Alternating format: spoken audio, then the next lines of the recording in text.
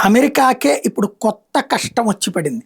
New York మేయర్‌గా మందాని చాలా క్లియర్‌గా చెప్పాడు ఎజెండా, తన ఎజెండా. మొట్టమొదట న్యూయార్క్‌ని ఇస్లామిక్ నగరం కిందన మారుస్తాను. ఆ తర్వాత అమెరికా మొత్తాన్ని ఇస్లామిక్ రాజ్యంగా మారుస్తాను. ఆ రోజున ప్రవక్త కూడా ఎట్లయితే మక్కా నుంచి మదీనాకి యాత్రగా వెళ్ళాడో అట్లాగే ఇప్పుడు ఇస్లామిక్ రాజ్యం అటు గల్ఫ్ దేశాల నుంచి ఇజ్రాయెల్ వైపు నుంచి ఇటు పక్కకు వస్తున్నాం అన్నటువంటి చెప్పుకుంటూ వచ్చాడు. బట్ అది లైట్ తీసుకున్నారు. అదేదో అతను ఉపన్యాసం తప్ప ఏం లేదు అనుకుని అతన్ని ఎన్నుకున్నారు. అతను వచ్చినప్పటి నుంచి నగరాన్ని ఇస్లామిక్ సిటీ కిందన మారుస్తున్నాడు. ఇప్పుడు తాజాగా న్యూయార్క్లో యూత్ సెంటర్ అని పెట్టుకొచ్చారు.